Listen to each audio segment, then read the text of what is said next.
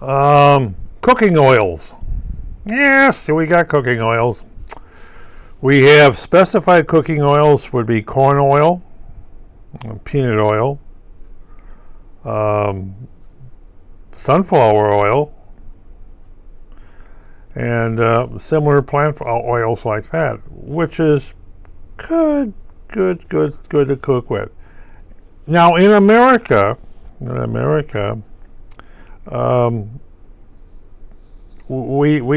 can go to the store shelf and expect the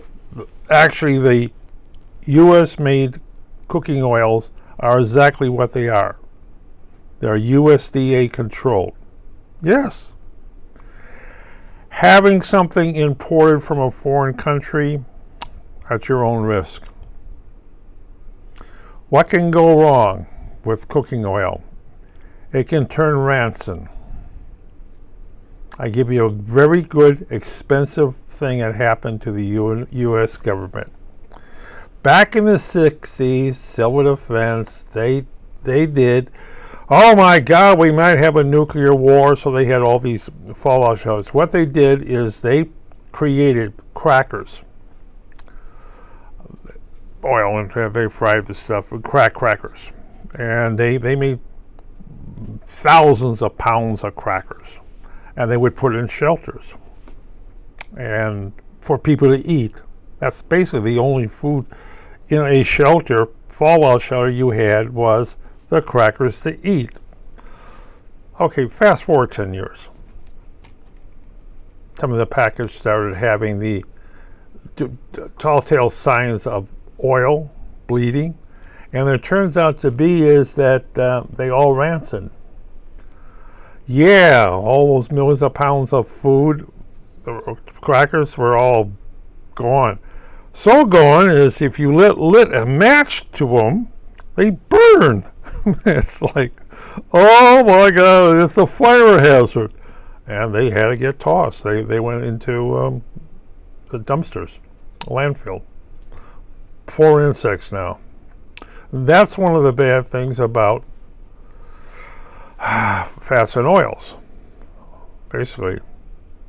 And they're good. You're going to cook with them. You're going to cook them with cakes and pies and all your you need them for your cookies. Hey, and you're not much, and you're going to fry things. You may use them in place of butter. But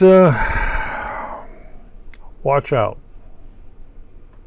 They have a way to go rancid, especially things like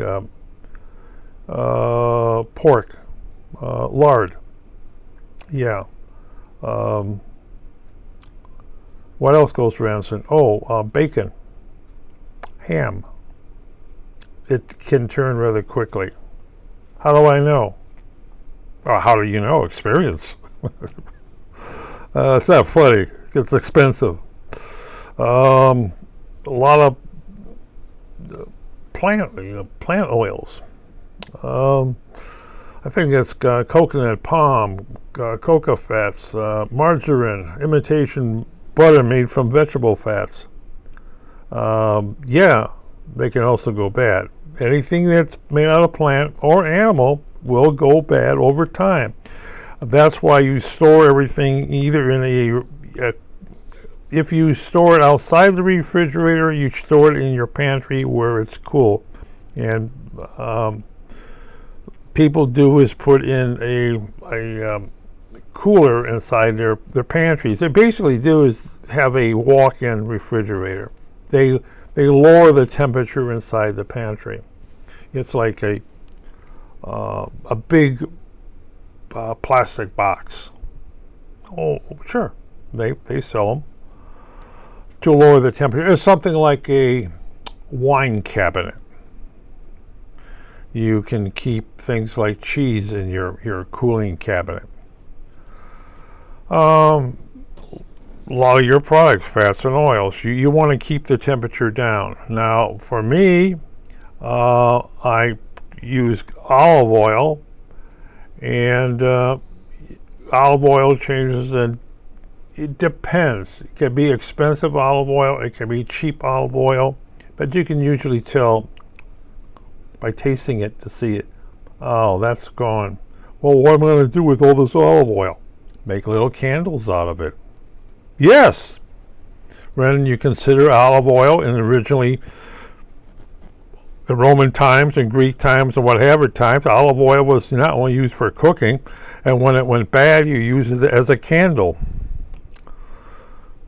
Yes. Or you made soap out of it. When they realized that you could take ash from your pot ash, that's what potash was. The early times in the colonies in the United States, with so much wood, they would literally burn trees down for the potash and ship the potash back to England to have soap made out of it. Soap and whatever fats they had, other forms of oils. And when they got down, they found that peanut oil, peanut oil soap. Oil is oil. And yes. And the soap industry was great here because we had all these trees around, and potash at a certain point, you realize, hey, if we grow pigs here,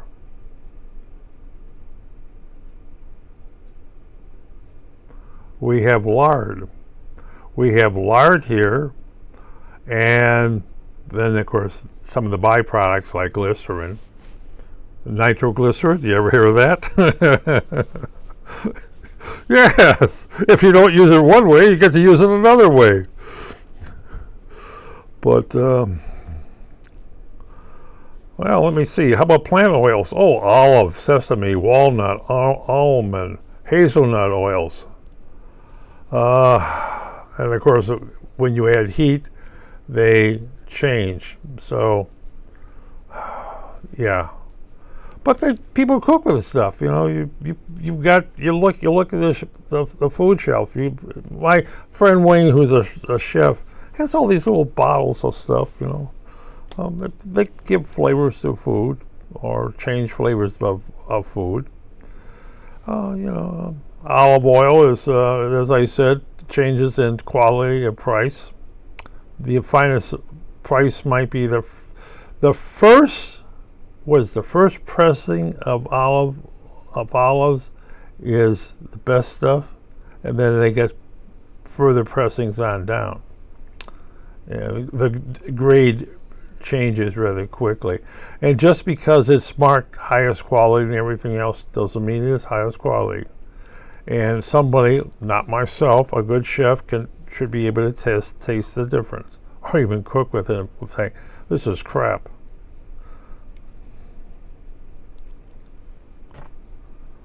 Oh, let me see. I'm reading from another book here, so this is a big, thick book to find out. Because do I remember all the oils I have? No. Coconut oil, palm oil, olive oil, peanut oil, sesame oil. If it's a nut, I guess you can crack and turn it into oil. Soy oil. What can you do with soy? You can gel it. Turn it into milk. Yeah, I drinking it. Not like chocolate milk, but you know. I'm quite sure there's chocolate soy. Oh, of course, there's chocolate soy milk. Almond oil, like that thing. Yeah, they have all these nuts laying around. What are they going to do with it? They're going to turn it into milk. What else are they going to do with it? But that's fats and oils.